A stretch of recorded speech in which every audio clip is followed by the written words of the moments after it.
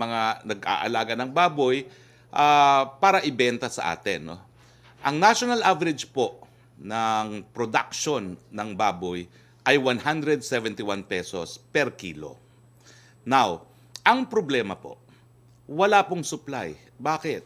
Dahil gaya nga po ng sinabi ni Secretary Dominguez kahapon, yung ASF parang COVID ng mga baboy. Ang diferensya, ang ASF talagang nakakamatay.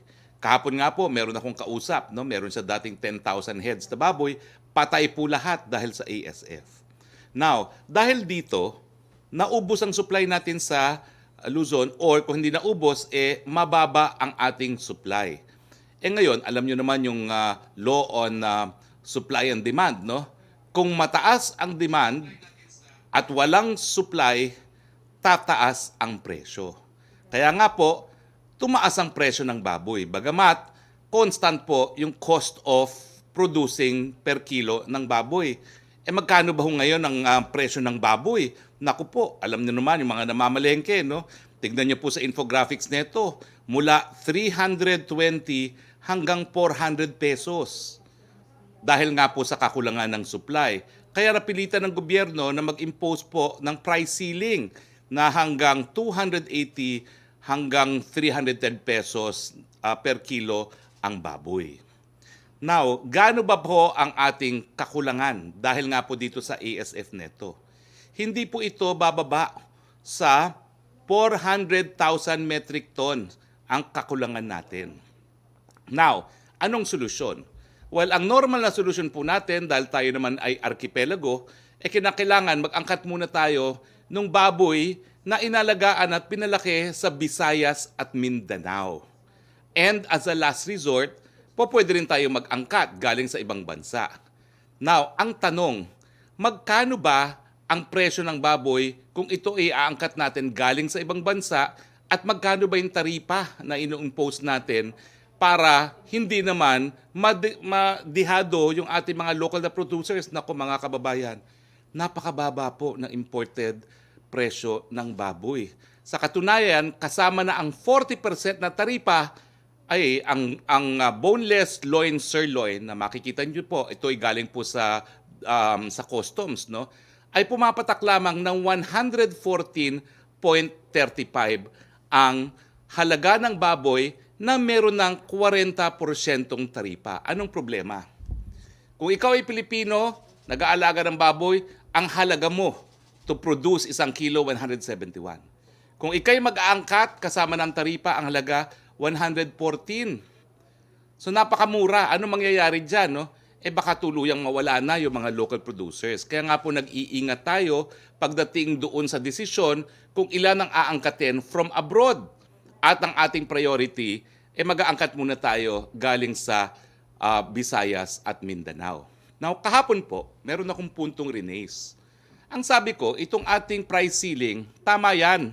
Kasi nakikita natin na napakalaki nung yung agwat doon sa cost of production at saka doon sa binibili ng ating mga mamimili. Ibig sabihin, yung mga traders, napakalaki ng kinikita. So tama lang na meron tayong price cap na tinatawag. Pero ang tanong, bakit sa palengke lang ini-impose ang price cap? Samantalang, babalik ko yung halaga ng imported ha, 114 pesos per kilo ang imported kasama ng taripa. Bakit walang price cap sa supermarket? Ang tanong mga kababayan, sino bang nag-aangkat ng baboy para adresin ng kakulangan? Yung mga nasa palengke na tinatawaran pa natin o yung mga nasa supermarket? Hindi ba dapat lamang na kapag magkakaroon ng price cap, kaparehong may price cap sa palengke at sa supermarket? Lalo na nga sa supermarket dahil mas mura nilang naaangkat yung baboy. Kaya naman kahapon po, nangako po ang ating DTI sa pamamagitan ni Secretary Lopez na henceforth, unang-una magkakaroon po ng label na imported ang baboy na binibenta sa supermarket at kapag ito po ay imported na baboy nga, subject na rin po siya sa price cap. Sabi ko nga po kagabi, meron tayong prinsipyo, no? Equal protection clause. No? Kinakailangan, things similarly situated must be treated alike. Ano ba pagkakaiba sa baboy sa supermarket at baboy sa palengke? Sabihin mo nang meron silang mga additional overhead, Kapag sila na may nag-angkat, mas mura kaysa dun sa binili sa lokal. So ngayon po, patas. Magkakaroon po ng label sa supermarket at ito po ay isa subject din sa ating price cap. Pero ano ba ho talaga ang ginagawa ng inyong gobyerno para maibsan itong kakulangan ng baboy dahil talaga namang tumaas ang presyo dahil kulang ang supply? Well, meron po tayong ginagawang tinatawag na whole of nation approach. Habang ako po yung nagdi-discuss kung ano itong whole of nation approach, dito po sa ating infographic makikita nyo lahat ng ating mga planong gawin. No? Unang-una, ano ba ho ang mga plano natin? At ano yung pinapatupad na natin? Una, ang DA Regional Feed Units at iba pang attached agencies at mga korporasyon ng DA ay maglalaan ng resources para bumili ng mga baboy mula Visayas at Mindanao at mga probinsya sa Luzon na ASF-free. At itatransport ang mga ito sa mga pangunahing pampublikong palengke sa Metro Manila simula ngayong weekend sa presyong mula 270 hanggang 300 bawat kilo para sa kapakanan ng mga mamimili. So ang inaangkat po natin, grown and fed in the Philippines. Pangalawa, ang DA ay gagawa ng mga hakbang para buhayin ang swine industry ng bansa. Ito ang repopulation program. Siyempre po, naubos ng ASF. Paano tayo makakabangon? Kinakailangan, bigyan natin sila uli ng palalaki mga baboy na walang ASF. Sa pakikipag-ugnayan sa pribadong sektor, veterinary groups, LGUs at iba pang organisadong grupo ng mga magbababoy. May pauna ng 1 bilyong piso po para sa repopulation program. Kasama na ang kalahating bilyon or 500 million halaga ng zero-interest loans para sa backyard at semi-commercial racers.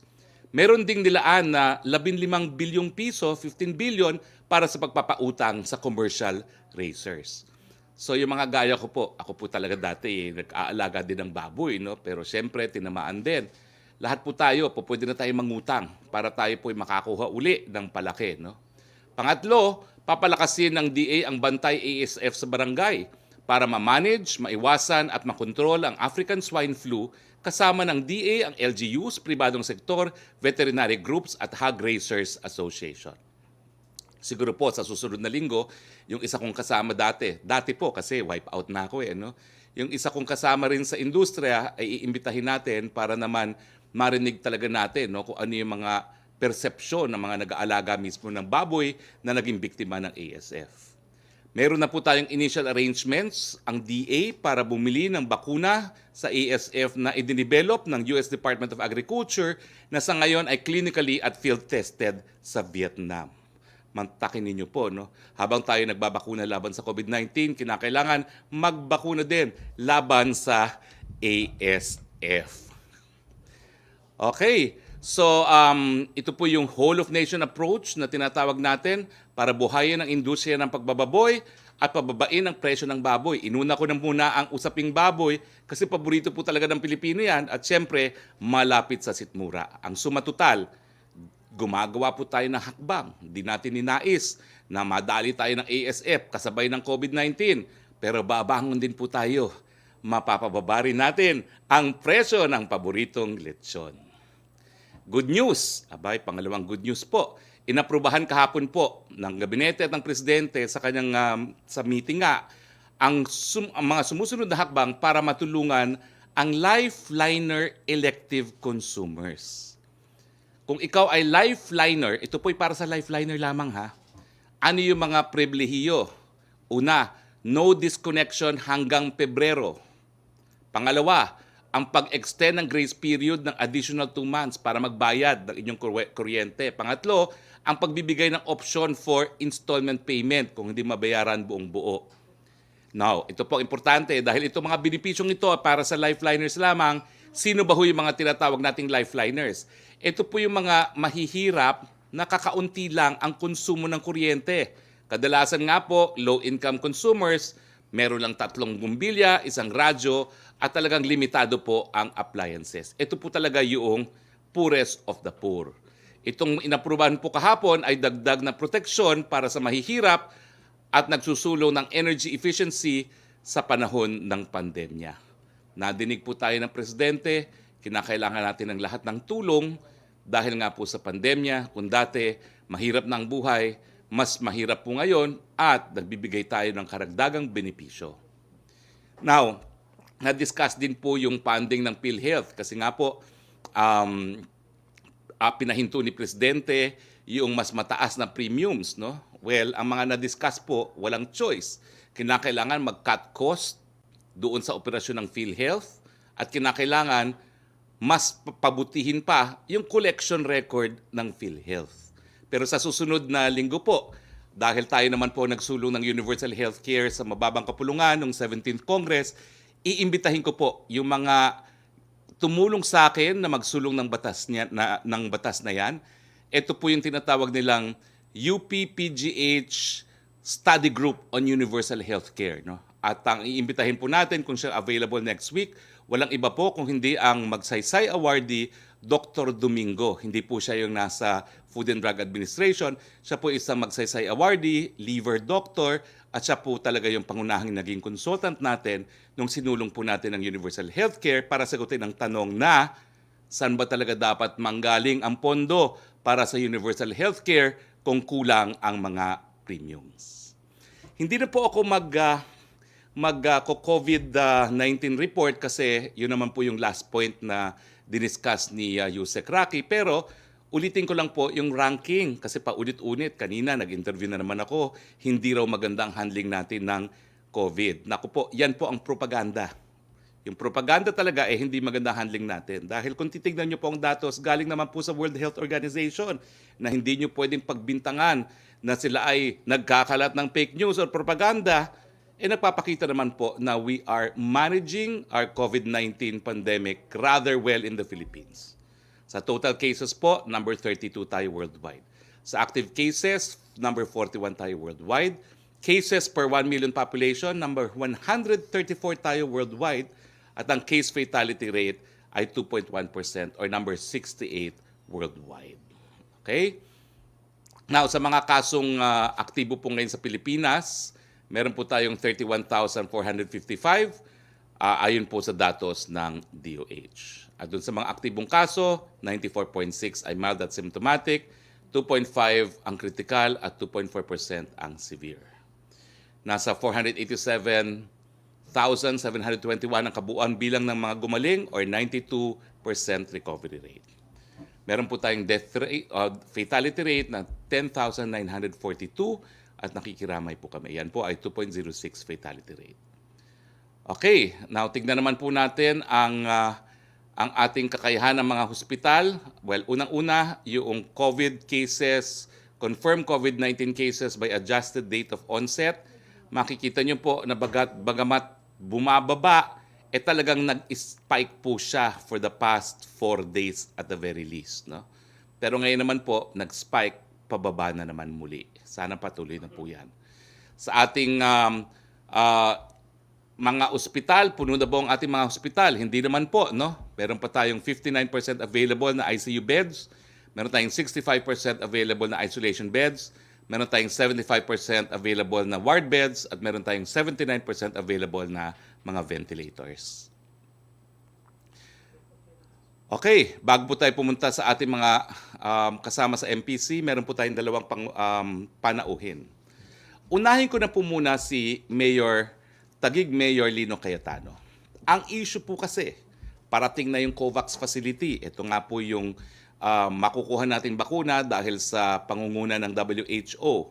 117,000 na Pfizer at ilang milyon na AstraZeneca. Ang tanong, dahil ang mga lokal na pamahalaan naman po ang mag-distribute niyan at talagang magtuturok sa kanilang mga constituents, handa na ba ho ang ating mga LGUs? Pauna lang po namin ito, next week, ipipicture po natin ang as many as we can ng mga local government units. No? At mamayang hapon po, nandyan po ako sa aking syudad ng Pasay, 2:00, kasama si Mayor Calixto, para nga po i-discuss yung ating mga plano para makarating sa taong bayan natin ng Makuda.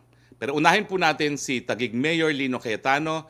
Sir, ano na pong mga hakbang na nagawa ninyo para masiguro na mabakunahan ang mga taga-Taguig sa lalong mabilis na panahon? The floor is yours, Mayor Cayetano. Salamat. Magandang tanghali sa aking kaibigan, Secretary Harry Roque sa PCOO team. Magandang tanghali sa inyo and of course the Malacanang Press Corps. Salamat ho sa oportunidad na may kwento, may lahat ng lungsod ng Taguig ang kanyang vaccination plan. Pero bago ho yun, dito sa lungsod ng Taguig, no, what we communicate, Sec, is really yung vaccination is the most important step. It will be the most important program over the next few months of the national and the local government. Pero ang vaccination po ay isang component lang ng ating overall goal. Ang overall goal pa rin natin ay napakalinaw.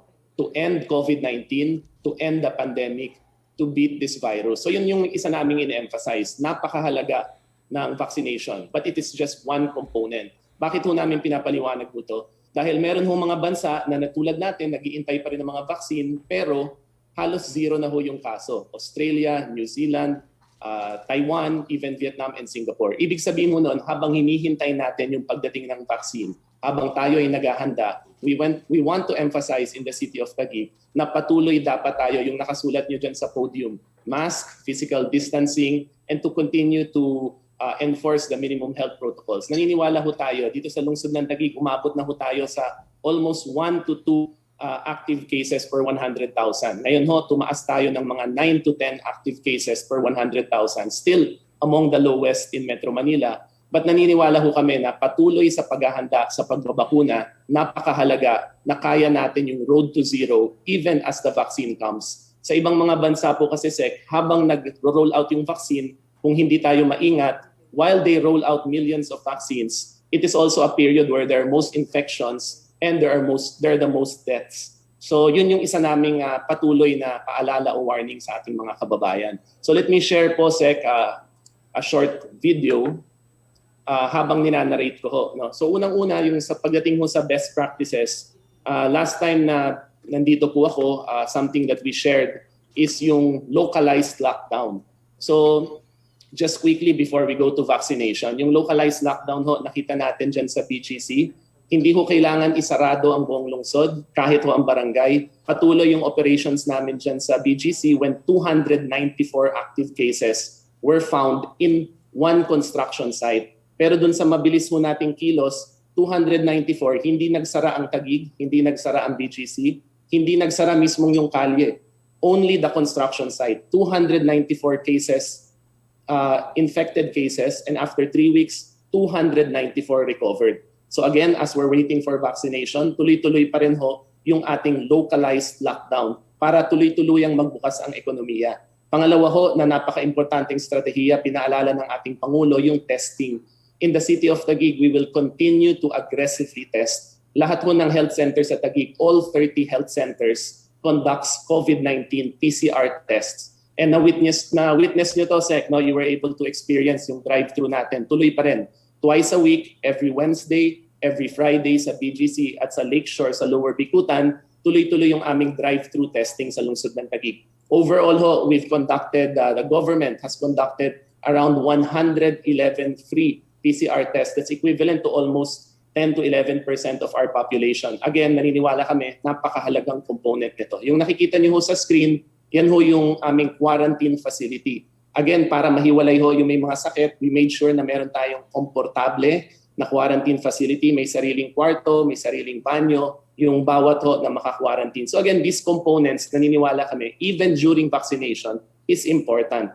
Yung nakikita niyo ho sa screen nyo ngayon, yan ho yung isang component of our vaccine plan. Again, thank you sa pag-imbita sa amin dahil naniniwala ho kami, yung unang step is really massive information campaign and social preparation. Kaya ho, the most important component right now of our vaccination plan is nagtayo ho kami ng isang standalone vaccination training and information center. And Sec Harry, I'd be happy to invite you here. Pag may oras ho kayo, I know you're busy going around the country. Kung may imbita ko ho kayo dito, it is a place na tinutour ho namin ngayon. Lahat ng barangay captain natin, lahat ho ng mga members ng community, church groups, GPTA, household homeowners association presidents, lahat ho ng pwede naming iikot. We use it as a venue para magkakumpiyansa yung mga kababayan natin sa pagbabakuna. So ito ho, yung nakikita nyo ngayon, ikakwento ko yung paglalahad. No? Once the vaccine is here, handa na ho ang lungsod ng Taguig. Sa tanong nyo kanina kung handa ho kami, handa na po. Once the vaccine arrives, ang kailangan lang ho sabihin sa akin ay nandyan na, pwedeng kami sumundo sa airport o pwedeng dalhin ho sa aming storage facility. Yung nakikita nyo ho, is our cold storage facility. World-class ho to, and we partnered na sa lungsod ng Taguig, may ensure ho nila yung integridad ng vaccine. Kahit ho yung Pfizer na kailangan ng extreme temperature, mula ho dun sa storage facility, and we can store even up to 1 million or 2 million vaccines. Sinukat na ho namin, no, we timed it, we did time in motion, dadalhin ho yan sa aming mga vaccination centers. What you see, Sec, on the screen right now and to the Malacanang press corps is yung 40 vaccination sites. So right now ho, we're capacitating, we're training our staff for the 40 vaccination sites. 5 mega vaccination centers and 35 community vaccination centers. But we will also partner with our hospitals and private and public hospitals for the rollout. So yung nakikita niyo sa screen ngayon are our mega vaccination centers. So 5 ho yan ho yung mga standalone structures. Yung aming university, yung etong standalone facility sa Lakeshore, and then our schools. Napakahalaga ho sa amin that we have a lot of vaccination sites para madali ho puntahan yung aming mga vaccination center, and we are currently setting them up. Pagdating naman ho sa manpower, no, sa mga kinikailangan para magpabakuna, handa rin ho kami. The City of Taguig has 716 vaccinators. Yung 716 na po to, lahat ho yan empleyado ng gobyerno. But we are currently also partnering with our friends sa Bureau of Fire, sa Philippine National Police, even sa mga private organizations tulad ng Red Cross para ma-augment, para lalo hong rumami yung vaccinators natin. Ang sabi ho ng Department of Health, batay sa guidelines ng WHO, ito ho sa screen nyo, ito yung kailangan ng isang team. So one team is composed at the very least of these 5. Isa lang ho ang vaccinator na kailangan dyan.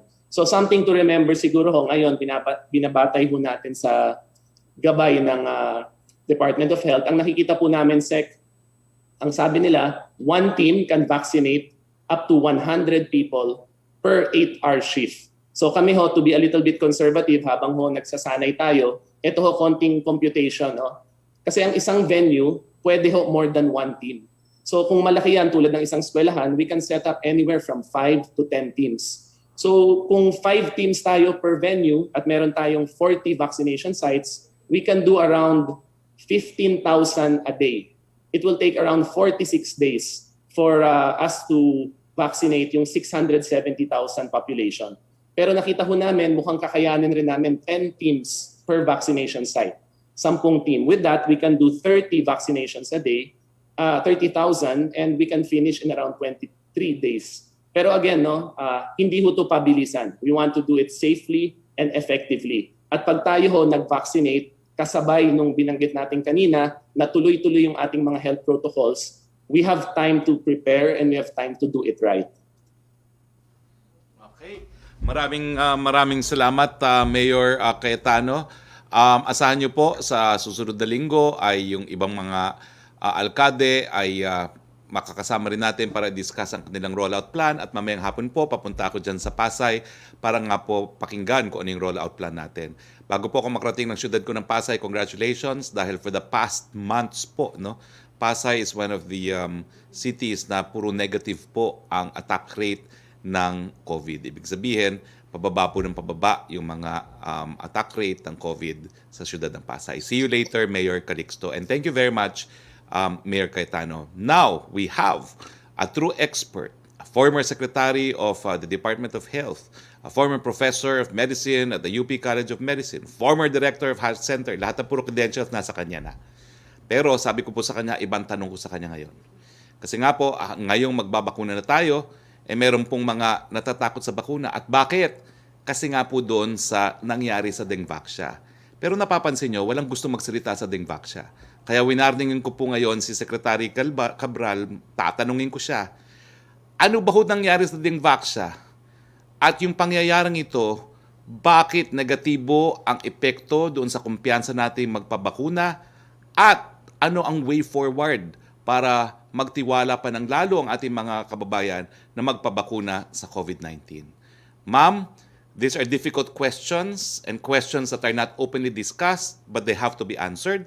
And I think an expert like you would be in a position to answer it. The floor is yours, ma'am. Doktora Cabral. Maraming salamat, Sec. Harry. Magandang tanghali sa inyong lahat. And thank you for the opportunity to discuss vaccine hesitancy in light of our COVID-19 problem. Ano nga ba ang dahilan kung bakit tayo ay nagbabakuna? And may I have the first slide, please? Okay. Tayo ay nagbabakuna para hindi tayo magkaroon ng malubhang sakit at hindi mamatay. Yun ang pinaka-importante sa lahat na dahilan. At susunod ay kung magkakasakit man tayo, gusto natin ay mas mild kesa sa mas malubha ang magiging sakit natin. At finally, gusto natin na huwag nang kumalat yung sakit sa ibang tao. At kung merong isang bakuna na pwedeng magamit, ay ito ang dahilan, mga dahilan kung bakit natin gagamitin ito. Next, please. Ito ay illustration ng mahusay na ginagawa ng bakuna. Makikita natin dito na nung araw, for example, sa measles, bawat taon, higit 100,000, minsan 1,000,000 sa isang taon ang nagkakaroon ng measles o tigdas at maraming namamatay dito. Pero nung 1950s, ganyan, nagkaroon na ng bakuna para sa measles at mula nun ay bumaba na ng bumaba ang mga kaso natin ng measles at kukonti na lang ngayon.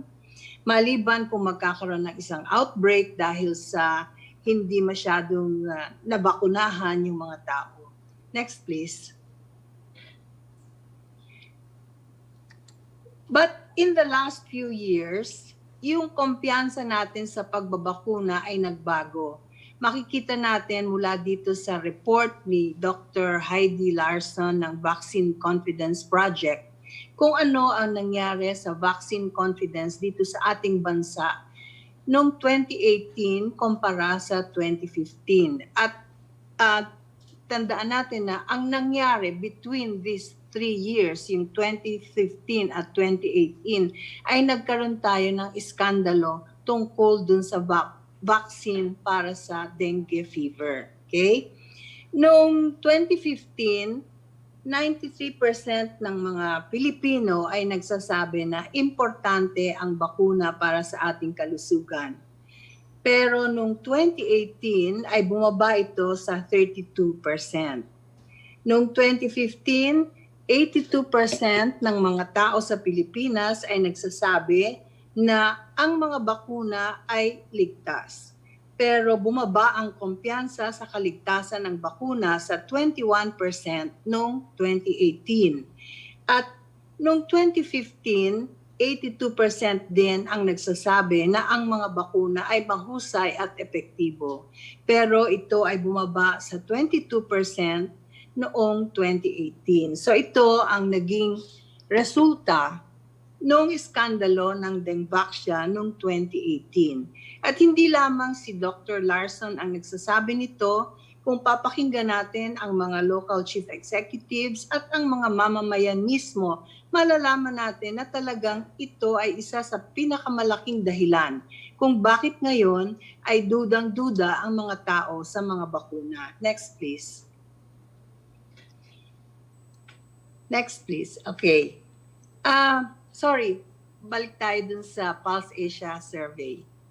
Noong end of November to the first few days of December, ang Pulse Asia ay nag-survey at nakikita natin na nung panahon na yon, 32% lamang sa mga Pilipino ang nagsasabi na willing sila na magpabakuna ng COVID-19. At ito ay sinusugan ng Okta Research na nag-report a week or so after na mas mababa pa nga ang numero ng mga tao na gustong magpabakuna ng COVID-19. Next, please.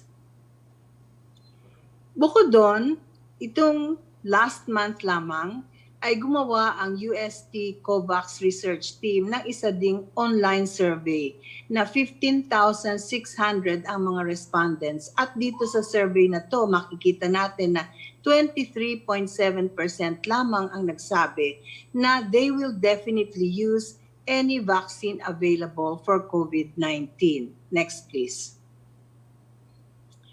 Maraming pangamba ang ating mga kababayan ngayon tungkol sa bakuna and particularly tungkol sa COVID-19 vaccine.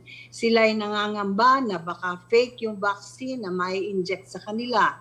Nangangamba sila na baka hindi ligtas ang magpabakuna, baka hindi epektibo ang bakuna, baka hindi ito epektibo sa mga bagong lumalabas na variants ng COVID-19.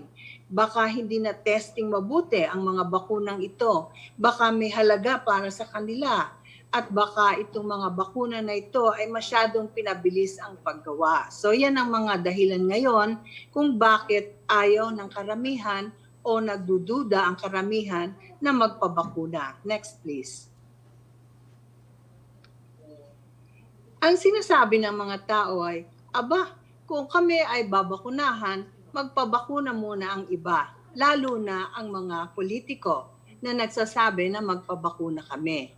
Okay? So makikita mo na hindi lamang yung impormasyon ang kinakailangan ng mga tao, kailangan nila ng kumpiyansa na yung mga pinuno nila at yung mga malalaking tao, importanteng tao, ay magpapabakuna din at magpapabakuna bago pa sila. Kung ang pag-uusapan naman ay ang kumpiyansa nila sa bakuna, ay merong epekto ang pinanggalingan ng bakuna. At dito sa survey ng UST COVAX Research Group, ay makikita na pinakamalaki ang kumpiyansa sa mga bakuna na galing sa Amerika at sa Europa. 75% mahigit ay nagsasabi na meron silang kumpiyansa kung ang bakuna ay manggagaling sa United States at sa Europa. Wala pang 40% ang may kumpiyansa kung manggagaling sa Russia ang bakuna at wala pang 20% ang may kumpiyansa sa bakuna na galing sa China. So ito ang mga problema na sinusuong natin. Napakaganda ng vaccine preparation ng Taguig, for example, at kinocongratulate ko si Mayor Cayetano tungkol dito. Pero tama siya na ang una sa lahat ng ating dapat gawin ay malaking information campaign at malaking trust campaign para ang ating mga tao ay magkaroon ng kumpiyansa na mahusay ang magpabakuna kesa sa hindi magpabakuna. Next please.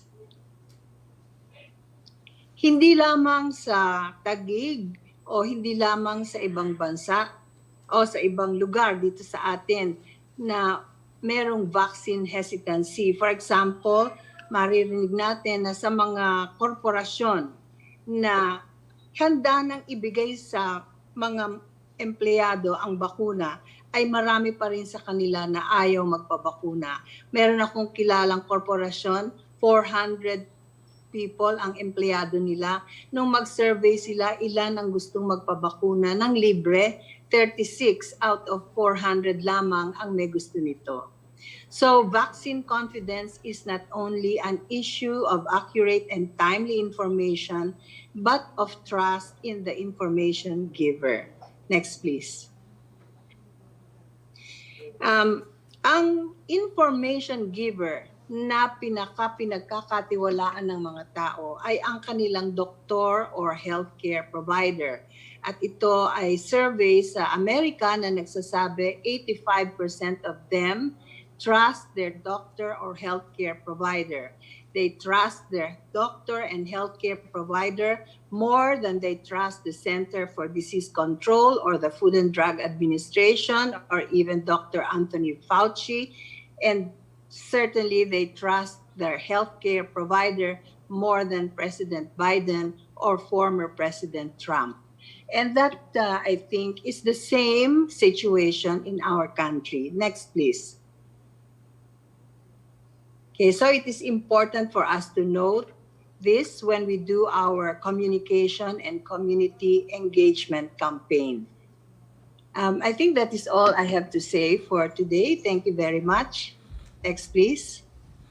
Yes, maraming Question. Okay, maraming salamat Dr. Cabral, no. I'm sure the members po of the Malacanang Press Corps will have questions for both our resource persons, pero simulan na po natin ang ating open forum. Yusek Roque? Yes, good afternoon, Secretary Roque, Dr. Esperanza Cabral, and Mayor Lino. From Kylie Atienza of Business World, the Philippines slipped one place to number 55 out of 167 countries in London-based think tank Economist Intelligence Unit's Democracy Index for 2020. The nation retained its flawed democracy status with a score of 6.56 from its 6.4 last year. Ano daw po ang reaction ng palasyo dito? Well, it's one notch lower. So hindi po yan major slip, kumbaga. At kung titignan po natin ang datos, no? Naunahan po tayo ng Taiwan, Malaysia at Timor-Leste, pero we are ahead of Indonesia, Thailand, Singapore, Myanmar, Vietnam, and Laos. In other words, ahead of almost all the major countries of Southeast Asia. So we will strive to do better, pero that ranking po shows that democracy is very much alive in the Philippines. Our democratic institutions are working. We have an independent judiciary, an independent legislative department, and of course, an executive department that is always the victim of criticisms. Thank you, Secretary. Thank you. Pierre Nada, please. Hello, sir. Good afternoon. Yes, good afternoon. Sir, my first question, sir, is for you. Sir, does the president or Malacanang have a stance on the possibility of banning face-to-face campaigning for the 2022 elections? Because the COMELEC just said that they're exploring this idea, but there have been some negative reactions to it. What is the palace stance on this? Do you agree that we should ban face-to-face campaigning? I think it's too early because we're about to start our inoculation campaign. We respect that the COMELEC is a constitutional body, tasked with the holding and supervision of elections. But I'm sure the issue will be discussed beyond COMELEC and will include also the IATF. Sir, you're saying that it's too early. Then you mentioned that the vaccination program will begin. Sir, does this mean that we're waiting for the success of the vaccination campaign before we can give a stance on whether or not to ban face-to-face campaigning? Because the vaccination will start this month. So, sir, do we have any figure that if we achieve this amount of vaccinations by a certain time, then you would be more open to barring or to allowing face-to-face campaigning? Well, Pia, we are aiming to vaccinate 100% of our adult population within the year of 2021. So, syempre, hindi mo naman mababaliwala na kung tayo makakamit natin yung target na yon, baka maibsan po yung ating mga alinlangan sa face-to-face campaigning. Hindi ko po sinasabi na it will actually happen, but all I'm saying is let's wait what will happen to our vaccination campaign dahil meron pa naman tayong panahon. Okay. So, sir, does the palace see any opportunity cost if we bar face-to-face campaigning? I mean, some senators are saying that this might mean disenfranchisement of poor voters, for example. Well, sa atin lang po, or candidates who have not as much funding. sa atin po sa demokrasya, kinakailangan makilala ng taong bayan ng kanilang mga kandidato. So lahat po ng form of campaigning would be preferred. Kaya lang po, may pandemya nga. At yan po ay katotohanan. So tignan mo muna natin kung maibsan natin yung ating problema sa pamamagitan ng bakuna. Dahil po pwede naman po matapos ang bakuna, susunod pa rin tayo sa mask, hugas at iwas, plus bakuna. Sir, can I go to Mayor Lino? Yes, please. And maybe Secretary Cabral. Go ahead, please. Sir, I was just wondering if the Metro Manila Council has come up with a protocol, a standard protocol, should it arise that the problem where people don't show up for their vaccination slots on time. And then, so, sir, we have this danger of wasting the vaccines that have been prepared for them. Sir, a standard protocol for how to decide who gets that vaccine? Siguro ngayon, Pia, it's not for the Metro Manila Council to decide. But kami, our City Health Office, in coordination with the Department of Health, are fixing the protocols. Yung isang advantage kasi, if we have something like Pfizer, so Pfizer, once it's thawed dun sa extreme temperatures, we can have up to 5 days sa refrigerator natin. So with proper utilization, no, pag naplano natin ng mabuti, hindi naman aabot sa 5th day yon. Pangalawa, if we get something like Moderna, That's 30 days sa refrigerator. And most LGUs, wala yun ng extreme temperature no, ng cold storage. Kaya kami, we had to partner. Pero most LGUs has yung normal refrigeration kasi kailangan natin yan sa ibang pagbabakuna at sa pag-store ng ibang mga gamot. So I think if you properly rationalize it, kaya napaka-importante nung dry run. Kami every Friday we do dry runs because kailangan naka-backup na rin yon. Let's say on its 4th day, then kailangan naka-backup na rin yung team natin kung sakaling may hindi dumating, mababakunahan. But that period is not so narrow naman. So again, we have 5 days once it arrives para ho ma-utilize. And tulad namin, malapit lang yung cold storage facility, pwede naming iplano na i-roll out lang talaga, i-deliver lang talaga yung bakuna na yon kapag sa araw na magbabakuna tayo. And then you're right, we will have contingencies in place. I think it happened the other day in the US no, nung nag-breakdown yung nawalan ng kuryente. No? I think at midnight they had to dispose of thousands of vaccines. So we'll have contingencies in place kapag kailangan yon. Pagdating naman ho dun sa pag-expire niya sa grid, we're making sure na we're coordinating with yung power suppliers na yung grid, kung nasaan yung mga health center namin o nasaan yung mga refrigerators namin, ay maprotektahan. And then we have backup generators as well that we are preparing to avoid any kind of spoilage. Okay. And sir, lastly, we also know that a majority of the millions of vaccines are arriving in July at third quarter, which is also typhoon season. Sir, is there a plan like for Metro Manila mayors or the IATF what to do when the vaccination drive coincides with a very major typhoon that prevents people from going to the vaccination sites? I mean, I noticed that some of the vaccination centers identified are evacuation centers usually during typhoons, like schools, diba, covered courts. So, sir, what's the plan when this happens? Yeah, very good point, Pia. In fact, the Department of Health early on has seen this problem. So they've communicated with us. Kaya ho, hindi lahat ng eskwelahan ay gagawin naming vaccination center. It's only a natural fit kasi na yung mga schools gawin nating vaccination center because maluwag. And as you can see, no, meron tayong 5 steps. We can do 5 classrooms. So if you have 10 classrooms, you can already do 2 vaccination teams. Kung meron kang 50 classroom, pwede ka na maglagay ng 10 vaccination teams. So although natural fit yung mga eskwelahan, tsaka maluwag siya, we are very conscious, kaming mga mayors, that we indicate per area, meron pa kaming mga vaccination, meron pa kaming mga sites in case no, dumating ang bagyo, dumating ang baha, may mga evacuation areas tayo. Kami, what we did no, is meron din kaming contingency para sa hatid sundo. So we have, fortunately, we have around 5 buses and 10 minibuses. And we are looking for contingency plans ngayon. Ang gusto sana namin, each evacuation center, kayang lakarin.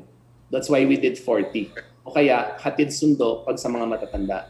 In case dumating ang bagyo, ang baha, at necessary na i-continue. Unang-una, pwedeng hindi natin i-continue. Pwedeng i-suspend natin ang 3-5 araw. Kasi I want to emphasize again, there are countries that have not yet vaccinated, but their cases are 0, 1, and 2. So napaka-importante dito that we don't rush. And then meron tayong backlash kung saan mas marami pang nahawa. So we need to do things slowly, carefully, we need to do things right. So kami dito, if we don't need to rush and we need to let the storm pass for 3 to 5 days, we need to be ready. And I think we're ready for that. Thank you. Thank you. Thank you very much, Pia. We go back to you, Roque, please. Yes, thank you, Secretary Roque. From Chris Jose of Remate Online, reaction po na may ilang Metro Manila mayors ang naniniwala na hindi ito ang tamang oras para amyendahan ng konstitusyon. Wrong timing daw po na pag-usapan ng panukalang pag-amyenda sa ilang economic provisions ng saligang batas. Well, we respect the views of these mayors, of course, but we also have to respect na trabaho ng Kongreso na isulong yung mga bagay-bagay nito. No? Wala po pwedeng maghimasok sa kapangyarihan ng Kongreso sa pagpropose ng amendments to the Constitution. Trabaho po nila yan. From Virgil Lopez of GMA News Online, the European Union said the Philippines will not be affected by export controls on vaccines produced within the bloc after President Duterte on Monday accused the EU of holding up supplies. Isn't the President briefed on such matters before his remarks? Will the President retract or apologize for his statement? Wala po, kasi kinakailangan naman talaga ng paglilinaw, no? Kasi ang lumalabas, nagkakaroon nga po ng vaccine nationalism, no? At yun po yung issue na linabas sa ating presidente. Ngayon nagkaroon ng kanyang paglilinaw, we appreciate it, no? Pero kung hindi po nagsalita ang presidente, hindi sila magbibigay ng linaw na ganyan. Opo. Second question po niya, some retailers said they will not sell pork during the 60-day implementation of the price cap in Metro Manila to avoid losses and penalties for violation. What can the government do about this? Gaya ng sinabi po natin kanina, no, kasama sa programa ng gobyerno ang pag-aangkat ng baboy sa Visayas, Mindanao at ibang parte ng Luzon na wala pong ASF at ididiretso po ito sa mga palengke. No. Kung kinakailangan, dadalhin po natin ito sa kadiwa centers o ang DA mismo ang magbebenta. Pero hindi nga po tayo papayagan, hindi natin papayagan na mawala ng makakaing baboy ang ating mga kababayan. Last question po ni Virgil Lopez, may we get Palace reaction to the COMELEC statement that it might do away with the face-to-face campaigning in the 2022 elections due to the COVID-19 pandemic? Does the Palace support this option? Asked and answered. No? May I request sa USEC, no, because I have to go to Pasay dahil nga po dun sa vaccine rollout na kung natanong na po, banggitin na lang yung pangalan and then let's move on to the next question. Okay, thank you, Secretary. Thank you po. Joseph Morong, please. Go ahead, Joseph. Hi, sir. Go ahead, please. Yeah, okay. Dun muna, sir, sa pork, sa economic issues muna, sir, no? Sa pork, meron mga yung producers, yung mga nagbebenta ng karne, they're warning baka magka-pork holiday because of the price cap. Your comment, please. Dinadamihan po natin ang supply, hindi lang po tayo nag-impose ng price cap. So kung dadamihan mo ang supply at kasama ang price cap, inaasahan po natin na talagang bababa naturally ang presyo ng baboy dahil more supply means less prices. Yan po ang twin strategy ng ating gobyerno. So yung MAV, 400 yung kulang natin. So are we looking at increasing the MAV to plus 400 metric tons? Pinag-aaralan na po natin yan, no? At alam naman po natin ang proseso, ang presidente ang mag-authorize niyan and Congress will be given 15 days to concur with the decision.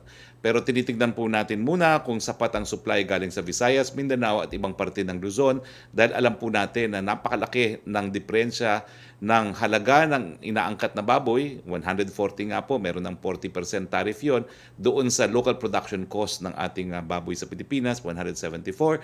So binabalanse po natin yung karapatan ng consumer, magkaroon ng baboy na kakainin sa kanilang hapagkainan at yung karapatan din ng ating mga magbababoy na magkaroon ng kanilang hanap buhay.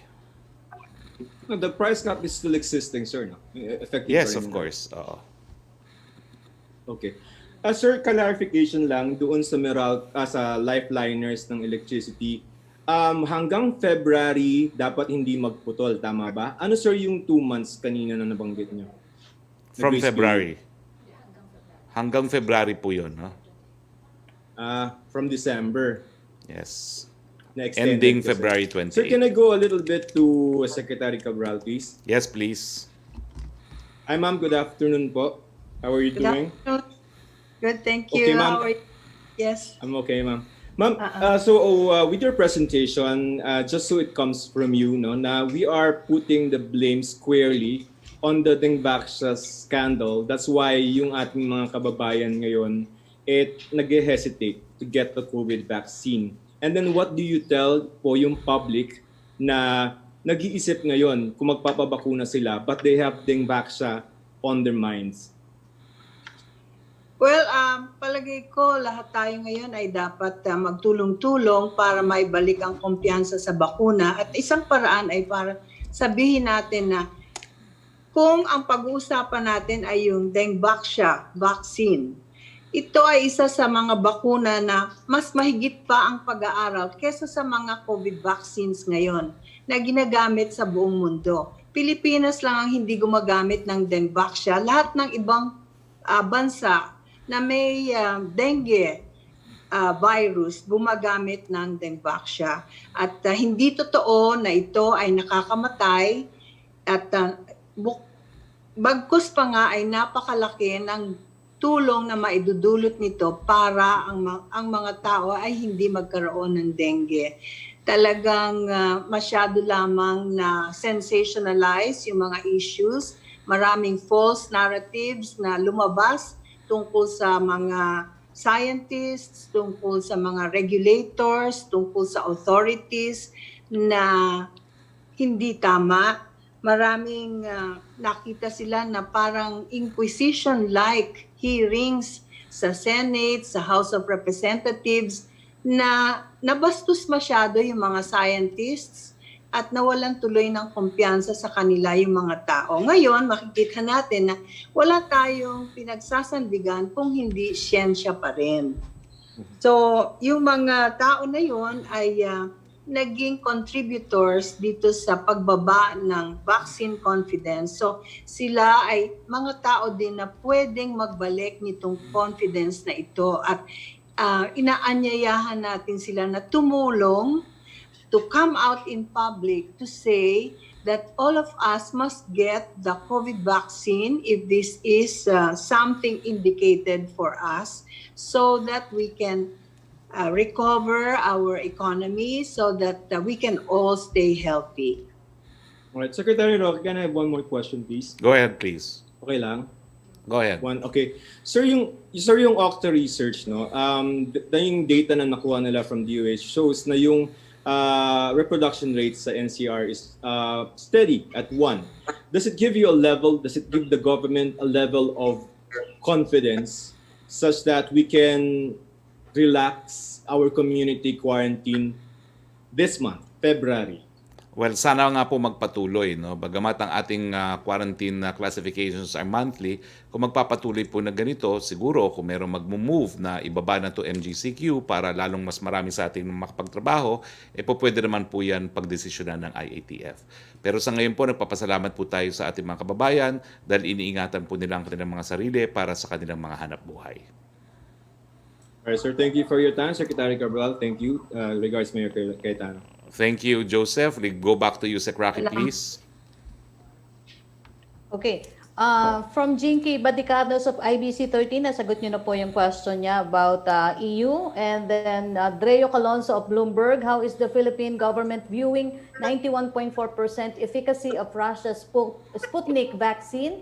Are there plans to increase our orders of the Russian vaccine? Sa mulat mula po, tayo po umu-order doon sa Gamaleya. No? Pero magandang balita po yan na 91% ang efficacy rate niya. Bagamat uulitin ko po, no? Ang importante talaga sa bakuna, hindi lang yung kung mapiprevent niya ang pagkakasakit, ang importante kung mapiprevent niya yung seryosong pagkakasakit na magdudulot ng kamatayan.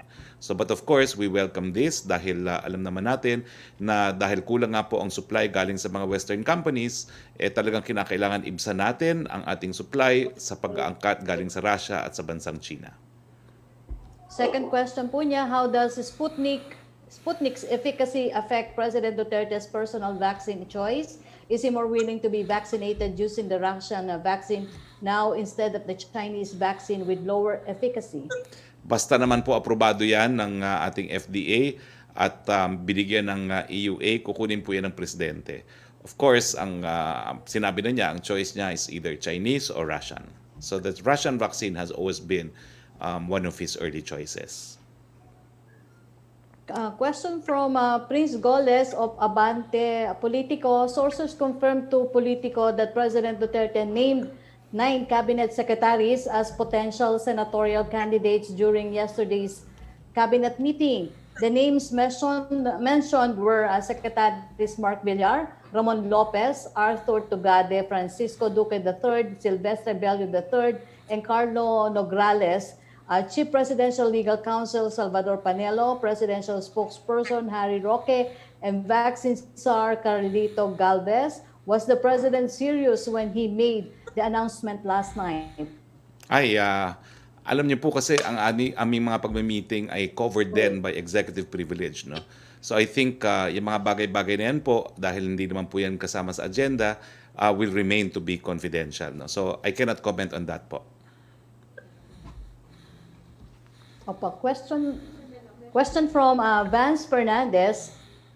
with the coup d'etat daw po, coup in Myanmar, giving a forced transition of power out of the civilian government to the military, many other countries and the United Nations condemning the coup. Does the Philippines officially recognize this forced transition of power in Myanmar? And if yes, does it directly mean that the Philippines recognizes the military government in power in Myanmar? If yes, why? You know, in international law, ang importante po yung recognition of states. Yun po yung importante at tingin ko naman po kahit sinong in power dyan, hindi naman po nawawala yung Myanmar. But as to the official policy in Myanmar, I will defer to the DFA. Opo, question from Tuesday New, nasagot nyo na po about disconnection. Ang follow-up lang daw po niya, yung additional 2 months grace period, saan po yun maia-apply daw po? Doon po sa hindi nabayaran, kasi grace period lang po doon sa principal na hindi nabayaran. Opo, from Tina Mendez ng Philippine Star, the Cebu provincial government has ordered a moratorium on the export of live hogs raised in farms and backyards in Cebu province for 6 months effective February 1st. How is this affecting the national government efforts to lower the price of pork in the market in Luzon? What if other LGUs follow Cebu's move? Well, gaya ng sinabi ko po, ang unahin natin ay pag-aangkat galing po sa Luzon, sa Luzon na walang ASF, sa Visayas at sa Mindanao. At kung kukulang pa po talaga yan, talagang mapipilitan tayo mag-angkat galing po sa ibang mga bansa. No? So, ang assurance po ng gobyerno, gagawin ng lahat ng hakbang para meron po tayong sapat na baboy sa affordable na presyo sa ating hapagkainan. Opo, question mula po kay Laila Salaveria para po kay Secretary Cabral.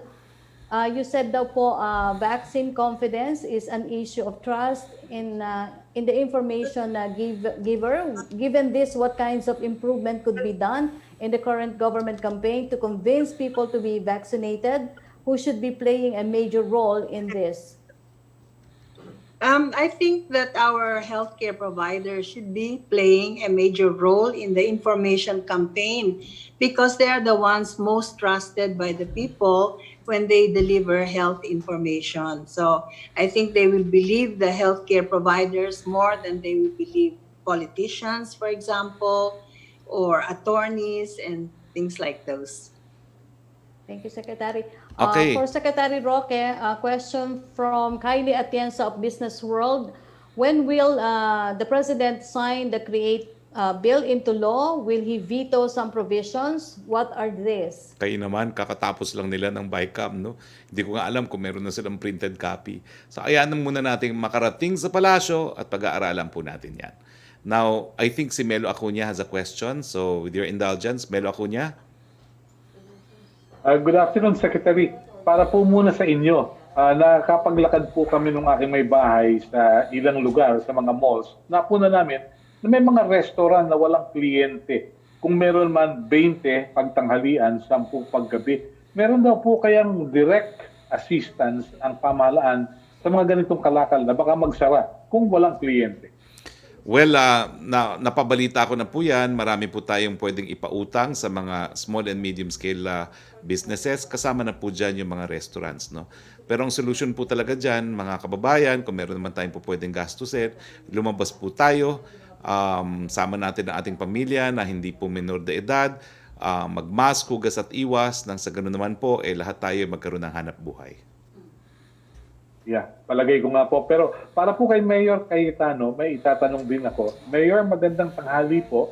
Paano po ninyo ipaprioritize yung mga babakunahan sa Taguig sapagkat iba yung populasyon ng Taguig pag-araw, iba yung populasyon sa gabi. May mga transients po kayo nagtatrabaho dyan. Ano ang prioridad ninyo? Magandang tanghali po, Sir Melo. Thank you for your question. Malaking isang bagay na talagang pinag-aaralan natin yan dahil sa Taguig ho, ganito ka major ho yung daytime population namin. Sa BGC ho, anywhere from 100 to 200,000. Pero yung working population natin, yung daytime population, lumulobo up to 800,000. So it's a very good question because we are somewhere from around 1 million and we are around 1.3 8 million. That is something now that we're coordinating with the Department of Health. The City of Taguig will be very happy to vaccinate yung mga workers ho natin dito dahil baka mas madali i-coordinate. Lalo kung essential workers ho sila, baka mas madaling diretso na ho sa kanilang place of work. But we want to rationalize that properly kasi ang sabi ho ng national government is they're allotting for 70 million Filipinos to be vaccinated. Yan ho ang nakalaang pondo at yan ang target ni Secretary Charlie Galvez. Ibig sabihin ho nun, yung ibababa sa atin ng mga bakuna, it will be good for every Filipino. So ayaw lang ho natin yung nakarationalize sila sa kanilang place of residence, tapos ho, magdodoble o magkukulang doon sa area kung saan sila babakunahan. But that's a very good point, and that's something that we're working with directly with the Department of Health now. And sa City of Taguig, something also that we're working with is merong mga private companies dahil tatlo ho yung source ng bakuna. Local government, national government, and there are private companies who have entered tripartite agreements. We've reached out to them at sabi namin, you can store it with us sa storage facility namin at kami rin yung magbabakuna. We have vaccinators to help you para ma-rationalize natin lahat. But isa sa mga tinitingnan naming mga mayors ay yung place of work. Baka mas madali bakunahan, lalong-lalo if we want people to get back to work faster. So that's something that overall we're still rationalizing with the Department of Health. Now, next question is, how do you monitor them? Because they don't reside in Taguig and they just work in Taguig. Yes, sir. May system na ho kami ngayon. No? It's Taguig Trace. So Taguig Trace is available at the App Store, at Google Play. Pwede rin ho yan sa aming website, no? trace.taguig.gov.ph or taguiginfo.ph. Ang mangyayari ho, if you're a resident or you work here or even if you're a visitor, you will have a QR code. So yung QR code, if you're a resident, it turns into a residence card. Pero kung ikaw naman ay worker dito, or even if you're just a visitor here, we will have the data needed. And then doon na rin namin mararationalize. You can use that QR code for testing, and you can also use that QR code eventually for vaccination. Doon ho namin mababantayan. And then, ang challenge ho dyan ay yung pagbangga ng records na to sa national.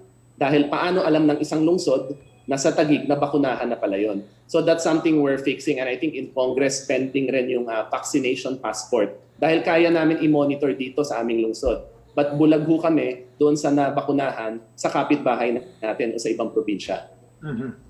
Salamat po para kay Thank you, Secretary sir. Cabral. Magandang tanghali po, Secretary. Nice seeing you well. Maitanong ko po, paano natin maipaliliwanag yung herd immunity at paano natin matutugunan yung mga balitang lumabas na mayroong mga variant na nakakapagpahina ng efficacy ng bakuna. Meron po kaya tayong advanced studies about this. Thank you, Secretary. Ma'am, wala kang audio. Baka nakamute po. Ma'am, baka nakamute po ang audio nyo. Ayan. Wala pa rin po. Okay. Ayan. Magandang tanghali, Sir Melo. Yung una po, yung herd immunity, ang pagpapaliwanag po doon ay kung marami na po tayo na nabakunahan, pwedeng hindi nabakunahan yung iba pa na natitira dahil wala na pong pupuntahan yung virus para makahawa.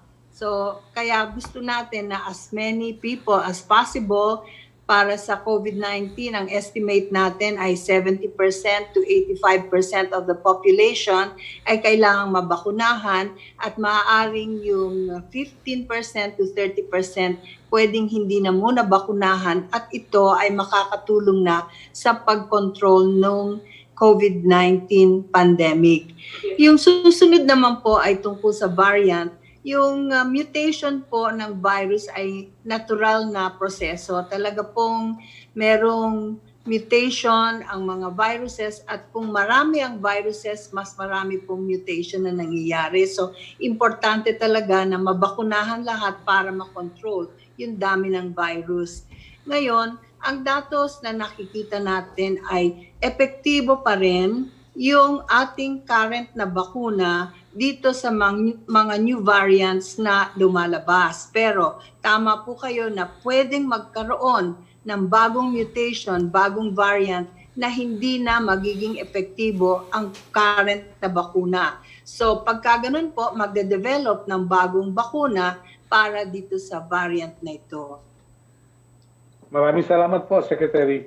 Thank you. Maraming salamat Thank po. you, Secretary Harry. Oo, maraming salamat Melo and Secretary Cabral. May paglilinaw lang po tayo. Nag-text po si Yusek Fuentebella. Ang sabi po niya, para doon sa deferred payments for lifeliners, pati daw po yung mga nagamit na kuryente ng Enero at Pebrero, kasama po doon sa deferred payment scheme. Okay? I hope that clears matters, no? Okay, next question please. Yusek Roque. Okay, yes, Secretary, from Kylie Atienza ng Business World, when will the President sign the feast bill into law? Well, wala pa rin po, no? At alam ko po, this is your favorite topic na feast, pero as I said, dumating lang po yan is last week of January. So pagbigyan naman po natin ng pagkakataon na mapag-aralan ng Legal Department ng Executive Office itong panukalang batas na ito. Last question na po to, Secretary, from Joe Montemayor ng Malaya. Baka daw po may update na sa appointment ng new Army Chief. Wala pa po at tayo naman po pag naka-receive na tayo ng papel, na-anunsyo na po natin. No? Ang nakaschedule po bukas ata, no? Today is February 4. Ay, mamaya ata yung turnover na ng ating new Chief of Staff, kung di po ako nagkakamali. No? Anyway, so wala na po tayong mga katanungan. Ako, Secretary Cabral, thank you very much. Sa panahon po ng pandemya, importante na talagang tunay na eksperto na may karanasan at alam ang sinasabi, nagsasalita. And I think yung mensahe po natin na safe ang bakuna, lalong-lalo na kinakailangan natin ito para makabalik tayo sa mga dating buhay, yan po ay narinig ng ating mga taong bayan at alam naman po nila na mas mabuting pakinggan ang tunay na eksperto gaya ninyo. Maraming salamat din po kay Mayor Lino Cayetano.